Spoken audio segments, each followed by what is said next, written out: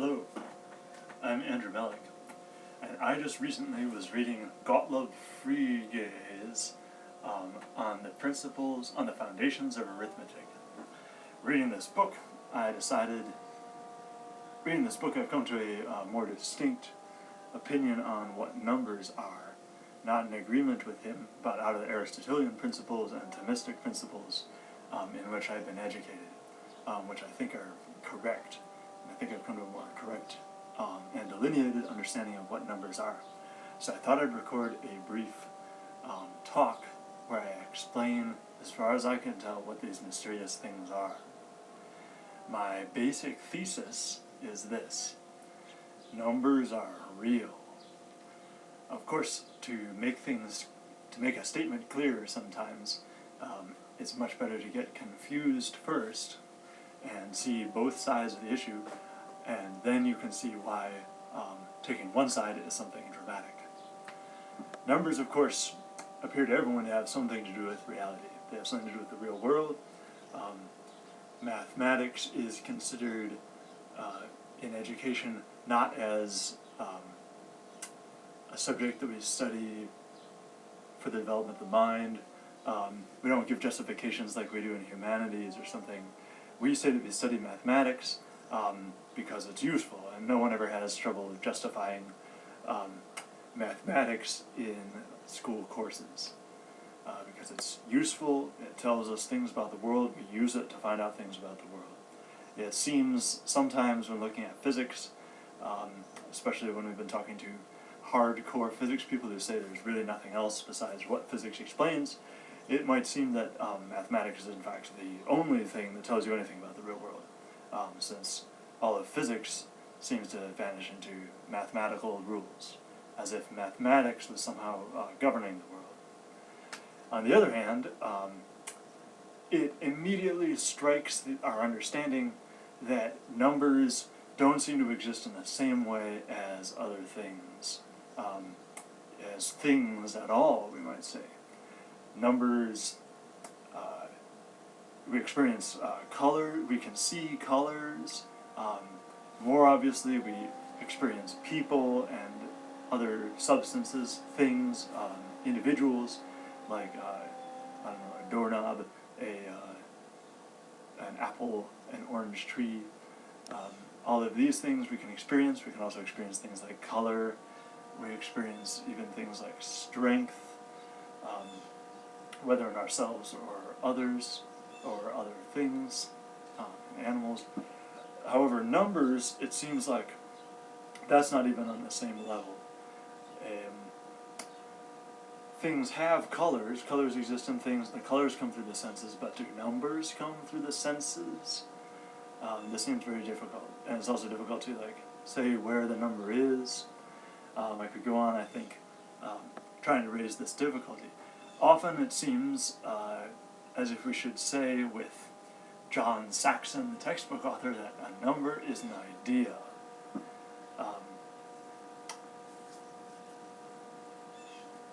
Seems clear enough why somebody might think that. A number is an idea. Some people will say a number is something imaginary. I won't try and go any further into that, though. So we see these conflicting things. It seems like numbers almost dictate reality. The laws of nature are bound up in mathematical rules, and yet at the same time, mathematics seems to deal with something that practically doesn't exist. Seems almost like a creation of the mind. Seems airy and very separate from the world that we experience. So we have a sort of paradox here. Is math really, really about the outside world, or is math really about something totally separate that we invent? It would seem odd if something that we invent was somehow able to rule over the material world like mathematical laws seem to be able to do, ruling over everything, making it act the way that it's supposed to. Even though we seem to invent numbers, it seems like in reality you can never get a situation where 5 men walk into a room and 5 other men walk into the room and there's 11 men where there used to be an empty room. as if mathematics is some sort of rule.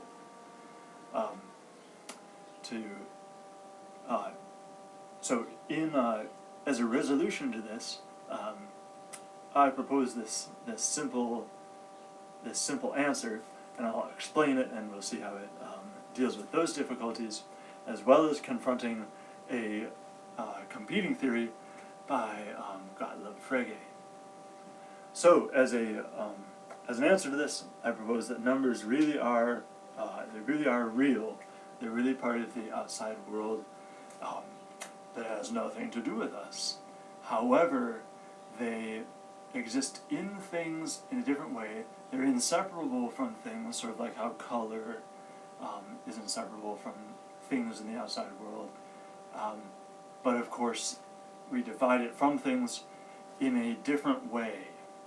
The intellect, of course, our mind, is able to separate things that are not separate in reality.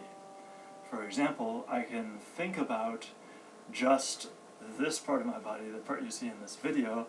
I can imagine it on its own, and I can even imagine my head talking on a dismembered torso, like a talking bust or something, even though that's not what's real in reality. There may be an impossibility to that, in fact, existing in reality. Similarly, the intellect can separate some other things that are together in reality, even more closely bound together. For example, I can think about the color of the leaves on the trees behind me, even without thinking about the trees. I can just think about the color green, separate from all those things. I can think about greenness, perhaps, even though it's impossible to have greenness in the real world. And I'll add on top of that, even though I'm thinking of something that could never be, greenness on its own, I'm not thinking something false, because I know that I'm just thinking about that thing. It's not that I think that greenness exists on its own. I'm just separating it. So there seems to be this interesting way in which things in reality can be divided several ways by the mind. I could divide the tree in half, or I could divide the colors from the rest of the tree. And maybe I could cut it in other ways also. I could, for example, take the tree's volume and consider that separate from the rest of the things about the tree. Nevertheless, we say that those things which the intellect separates are really in the things in the outside world. These things that we separate in the philosophy of Aristotle are called forms. Forms are the parts of things that can be separated by the mind. We also call them in the scholastic tradition species of things, not to be confused with genus and species. But like a spectator sees things from the same root word, a species is the way that something is seen. Spectate, species, or spectacle, spectacular. Special also comes from this. So there are these species that can be withdrawn from things by the mind. And now let's ask the question, how does this happen? How are we able to make these separations even though they never occur in nature? I think the answer is very simple. There's two ways that we can separate, for example, the idea of the color green from a tree, or from any of the other things in which it exists. Let's go with a clear example, though. This will be clear in some ways, and then we'll return to the color green. When we're trying to learn what a dog is, I'm going to talk about how we extract the idea of a dog from the dogs, and consider that alone. If we ran into one dog, we might learn that we're supposed to call that the dog, but it might not be clear what makes something a dog, and perhaps what's random about this dog. We wouldn't be able to separate those things from each other. In order to figure out what makes something a dog and understand dogness, we have to experience more than one dog. Then we become able to say something. We're able to say these things are similar. In fact, we'll say these things are the same. Of course, we're not saying they're the same one. If I've experienced 100 dogs, I'm not trying to say I've experienced one animal. However, in a certain way, I am trying to say that. You see how those words can mean two things.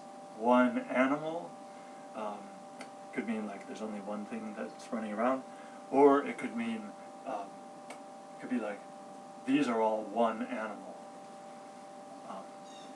See how we use those two words with more than one meaning, not like synonyms, but we apply them in another way. We put them on the things in a different way. So, at any rate, how do we come to know what a dog is and be able to separate this dogness from dogs? Of course, it's by seeing many dogs and noticing that they're alike. And from that, we notice if they're alike or they're the same, that is because there's one thing going on here. Though there are many that I'm experiencing, there's one thing here. I don't mean a thing, but there's the same thing going on in all the dogs. There's one in these many. And in order to understand what a dog is, we separate that one.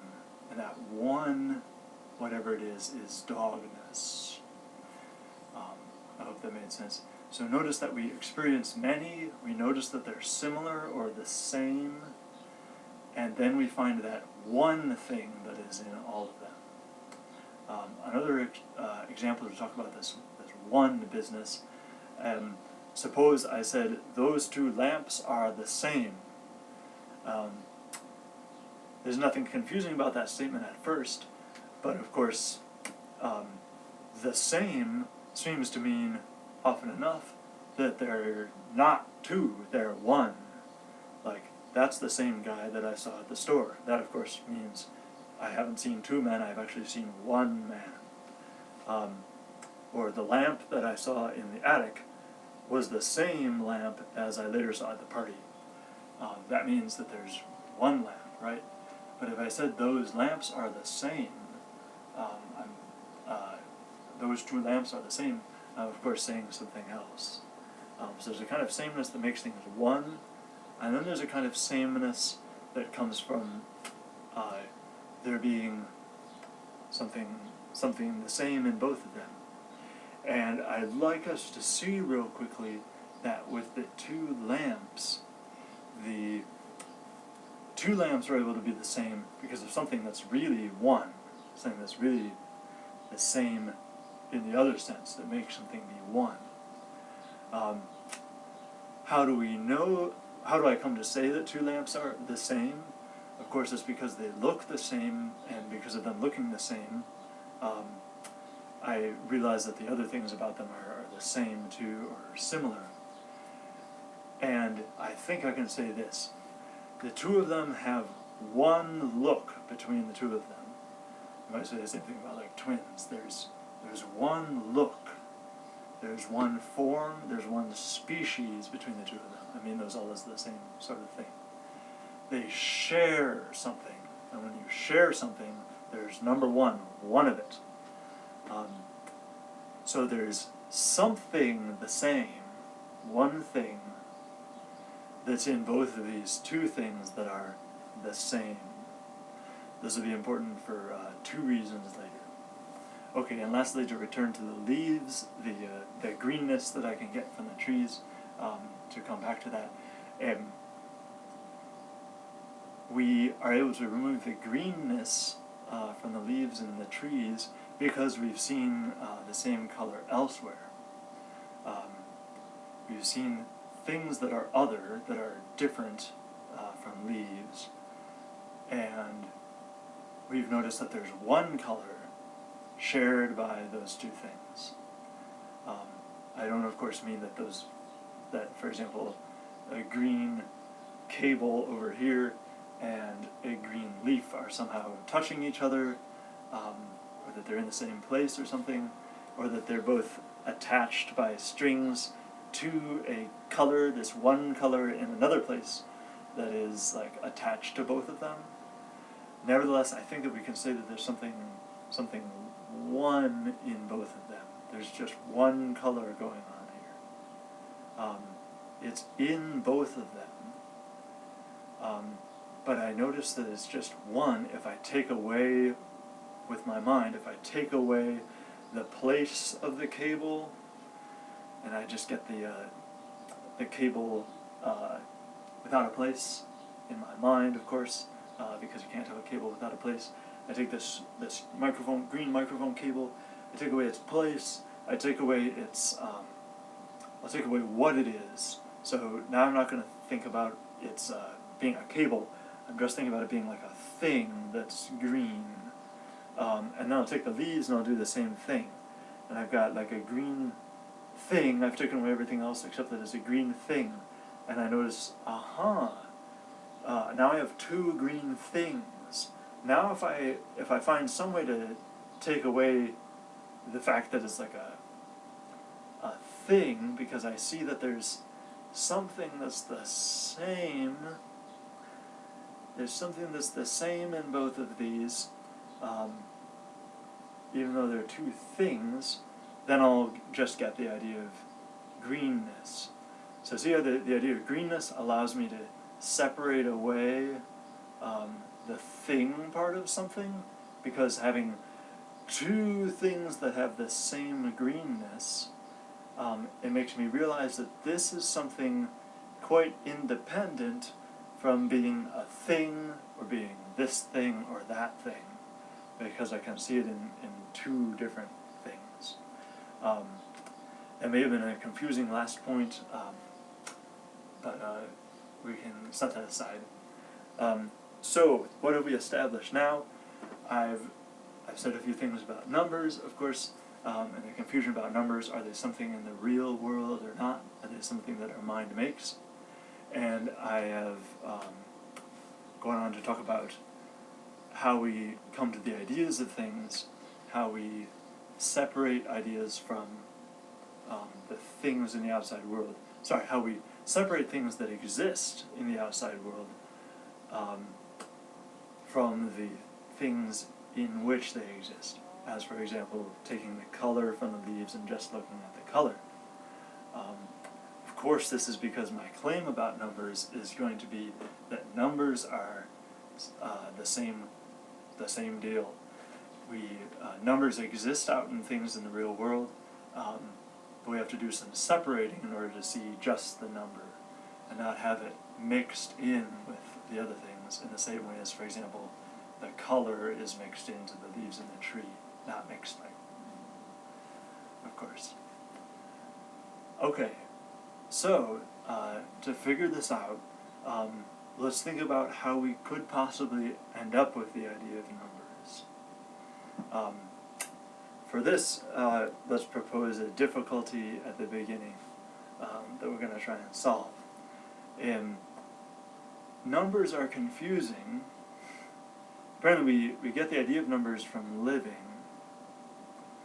It seems to me too odd to say that we learn them from just learning words and hearing people talk, and thinking that the numbers mean 1, 2, 3, those sounds in an order, from learning to count. Learning to count seems to be useful, learning to sort of tape record this 1, 2, 3, 4, 5 thing. But I can hardly imagine that that is where we get the idea of a number. It seems that we finally realize what that is all about by an experience of things in reality. Some people might say, objectors will say, of course, that it comes from actions or something, or from an internal business of making sense out of our experiences or organizing our experiences. At any rate, for the idea that we come to an understanding of numbers in the outside world from from experiencing the outside world, there's this difficulty. It seems that if I show you something and tell you to count it, you can't do it. So, for example, if I said, "How many are these?" An obvious answer might be 10, but of course, you could as easily say 2, because there's these 2. So this seems to suggest to us, this seems to impel us to say, seems to force us to say that you really need some ideas going on before you can think about the numbers of things. Or I need a word, for example. If I'm going to, for example, count for the first time in my life with understanding, it seems like I have to be told what I'm supposed to count, or think of what I'm supposed to count. So it requires an idea, because if I were to say, count these, of course you have to ask the question, count what? What am I counting? How many of what? Not just how many, but how many of what? How many fingers, how many hands? I think I've said this sort of unclearly, so to restate, it seems like I can't just have an experience of something and then get a number out of it, like I would say a child does. It sounds like you can't experience something and get a number out of it, because you have to have a thing to count, and for that you need a word or something. Of course, it seems like I could say, count these. How many of this is there? I could just give you one of them and ask how many there are. But of course the other ones are different, and you could just say, well, there's one, and that's it. Okay, so that seems to be a problem. You need an idea, because you need something to count. In answer to this, let me propose this, and you can measure this against your own experience of thinking about numbers and thinking about how kids learn about numbers. It seems to me that we come to know about numbers from realizing that certain things are the same. Something I've already mentioned. This, of course, is how we get the idea of multitudes, of more than one. Maybe let's not bring numbers in yet and just talk about, like, manyness. Notice that when there's children's books that teach you the numbers, like this is 7, they always have 7, at first at least, they have 7 of things that are perfectly identical. 7 identical drawings of a rubber ducky, or 7 identical dots. They don't say 3 and then show you a diamond, a circle, and a rectangle or something. They'll just give you 3 yellow diamonds or something along those lines, because we begin to notice manyness in reality from seeing much and seeing one and then seeing it again. I could say you see something and then you see it again, maybe at the same time. So for example, when I notice that my fingers they're in different places and stuff, but when I notice that they're the same, when I become able to see their likeness, then I'm able to realize the multitude here, and not just think of like one thing here. I'm able to begin to notice that there's something else going on. It seems that going from the very most basic to just the next step. So first we notice that 2 things are the same, or more than 2 things are the same. In a certain way, we say for the first time, again, or we say for the first time, same. I'm not saying same about 2 numbers, notice, I'm just saying we have 2 experiences, or 2 objects, and we say that those are the same. Now, interestingly, once we experience the same again, where of course in diverse objects, or if we say again another time, since we've had two experiences of stuff that's the same, things being the same, we're able to put these next to each other and notice that there's something the same in both of these, namely a sameness happening here and a sameness happening here. We don't know to call it the same, of course, but we notice that there's sort of one thing going on. Like, not only do we say, so here's a very reduced example. Suppose I saw an apple, and then I experienced for the first time another apple, and I saw them both at the same time, and I said, an apple, and I just said that, and then that again. Okay, so I've experienced again, or manyness, by experiencing things being the same, namely two apples are the same. Then I experience an orange, and then I experience another orange, and I say, again. But as soon as I say again about the second orange, I of course can also say again,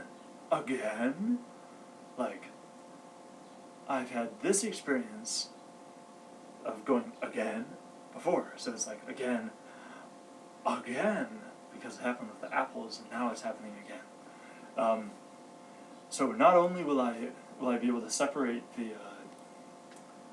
the form of the orange from just that one thing, and think about it separately, perhaps, and begin to realize what an orange is, or at least what those two things share, the oneness that those both share. But I can also abstract and separate something that the pear shares with the other pear. I don't mean the fruit, but like a pear too. So I can begin to abstract things matching. No longer does matching just go with apples. I'm able to separate two things being the same from apples. It's hard to imagine, it's hard to remember a time in our life when things being the same was stuck to any particular idea, perhaps, but it seems like that would be how it would happen, how you abstract it from those things. Not to say that you didn't, in a certain way, have those ideas all along, but I think they were mixed in with the particular experiences you've had. So now you're able to separate them, and from this you get an idea of multitude. I could conjecture about further steps in this, but that at least is where I think we get the idea of a multitude, of more than one of something. This sounds a lot like number, but it can't be the same as numbers, much less specific numbers. So let's just ask the question real quick. How could someone come to the idea of the specific number 7? I suppose it's fairly clear how we could set this out. You'd experience 7 things that are the same, and you'd say there's a multitude. You at least are like a multitude again. And then suppose we experience 7 of that again. So suppose I experience 7 oranges, and then I run into 7 oranges again. That might be enough for me to be able to say, these multitudes are the same, and they're the same in several ways. First of all, I see the orange many times. I experience it in both places, and I also experience nothing else.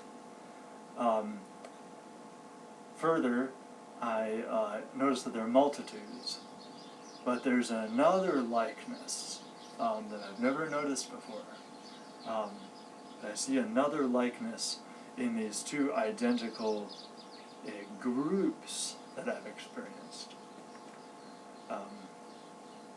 Okay, further, and so you might notice that, because you notice these groups are exactly the same, even though I've seen groups of oranges where the oranges all match up in this group and this group. It looks like this is a multitude of the same thing, and this is a multitude of the same thing. It's this again, and again, and again, and it's the same one again and again here. But these two groups are exactly the same. And it's not just because I noticed that oranges are exactly the same. So I can separate away from these realities what is being counted.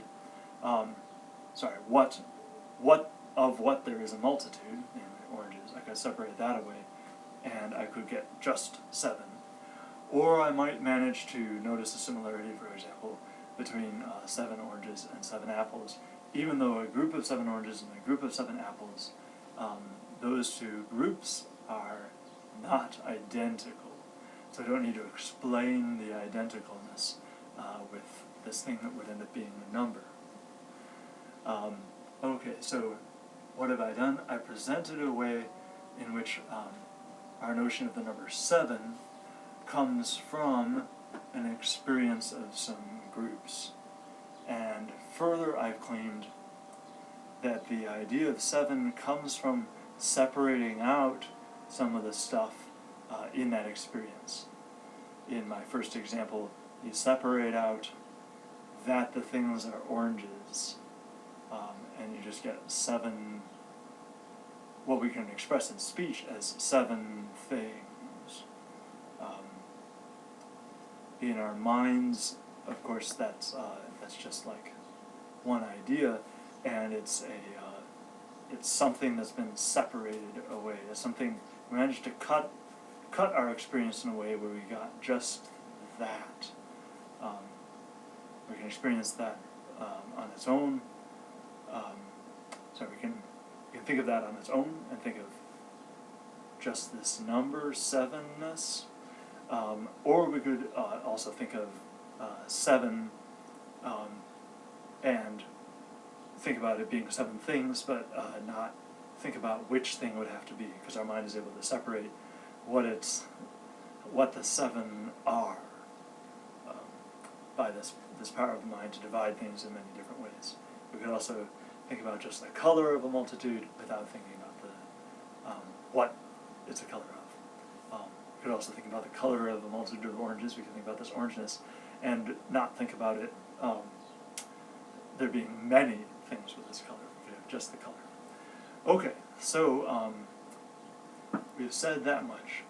And putting together some things we've said about the same, this is confusing because we're talking about things that are the same and then that being the same.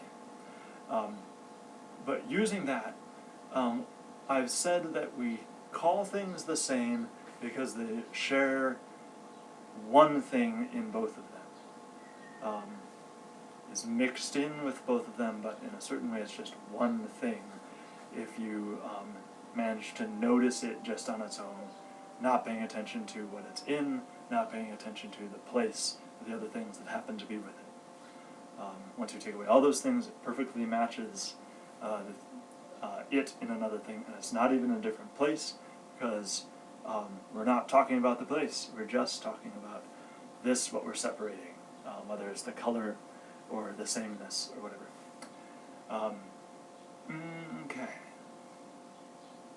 Okay, so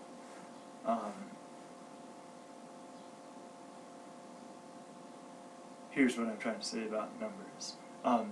From this, I think we can give a definition of a number, and stop talking about the story of how you come up with an idea of a number, and say what that idea is.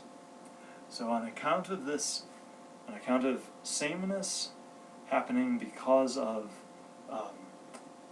things that are really identical in things, we notice that numbers happen when there's these species in things that match.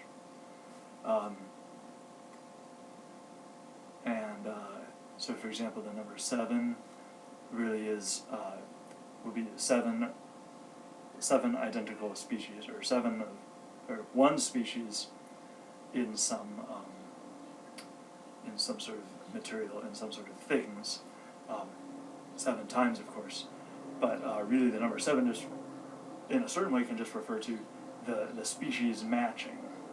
So in a certain way you could have 7 orangenesses is more like the number 7 than 7 oranges. If I talked about seven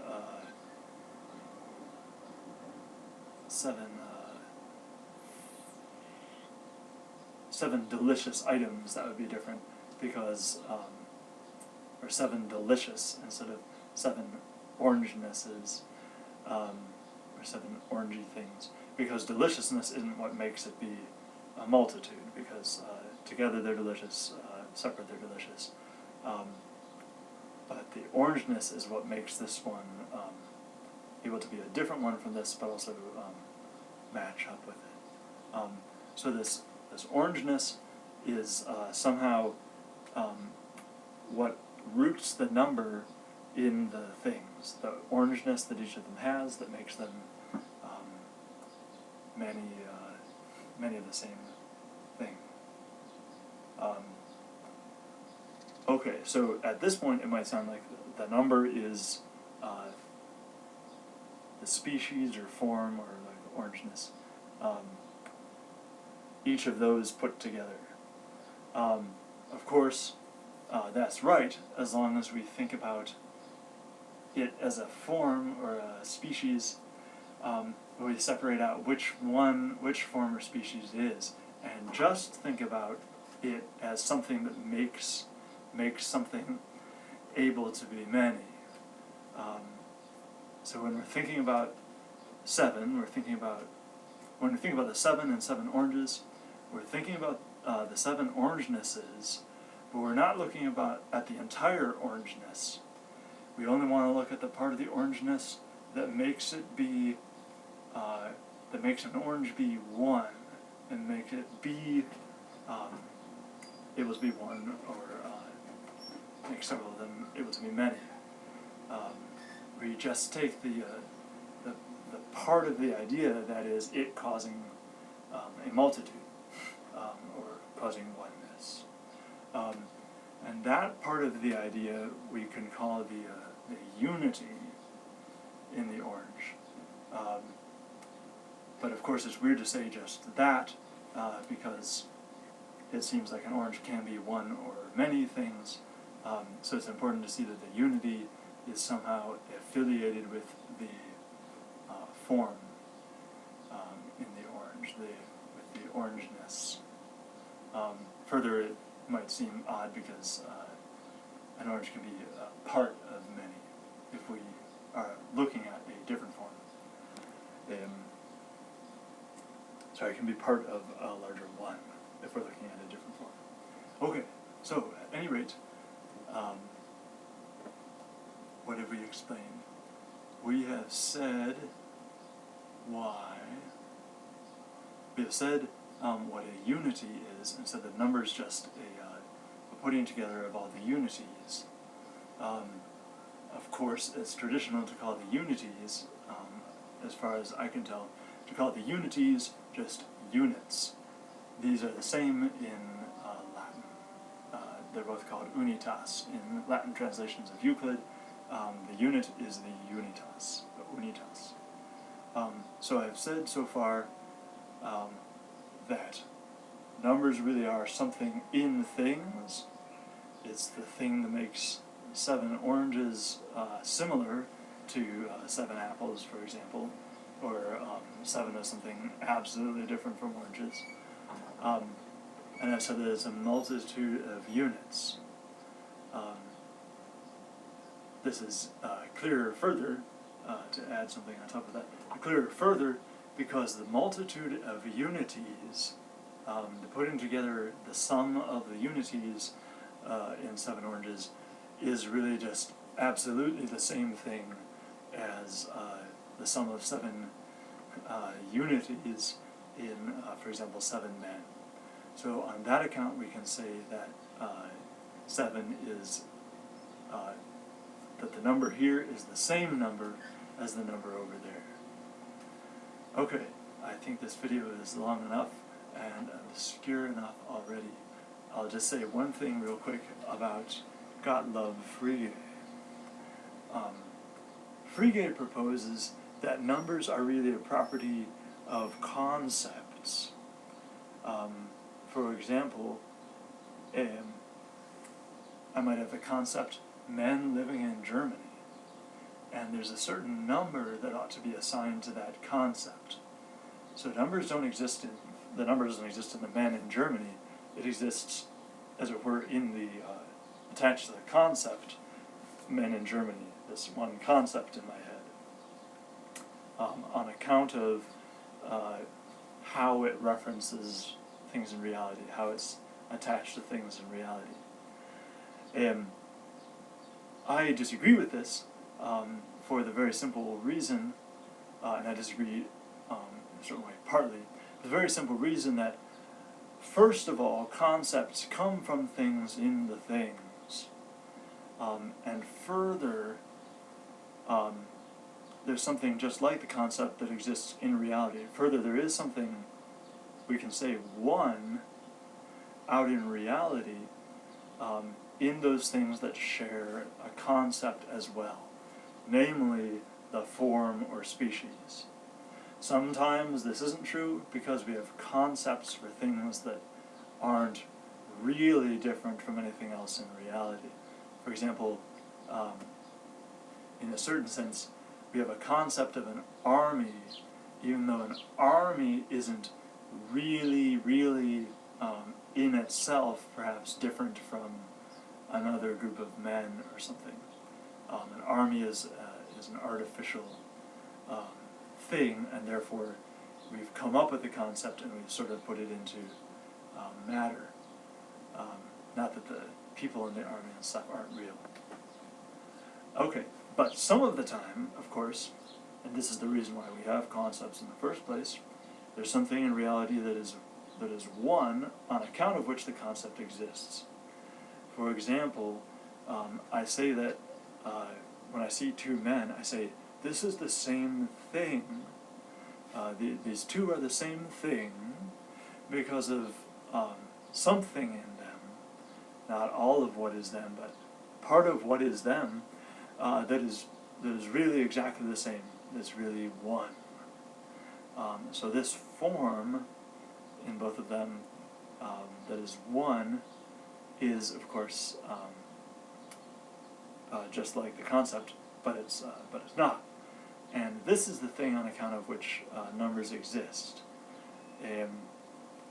Numbers exist because you can have one of this diffused into a multitude.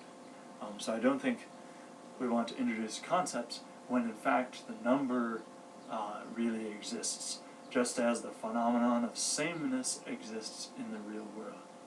I think that that's a clear way of saying it, so I'll just repeat that and end there.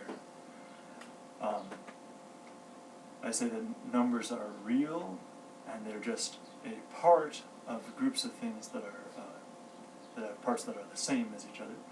They're just part of that we're able to separate with our minds, for the simple fact that numbers name groups of things that are the same through their sameness, and the sameness in things is real. Thus, the numbers are real as well. In a certain way, we could say that 2, 3, 4, 5, 6, 7 are just the various flavors of sameness, things being the same, whether they're entirely the same or not. So this is my explanation of numbers, and a very obscure treatment of why I think they're real. Thank you for your attention. I hope this will be deleted. I hope it's been constructed if I don't decide to delete it.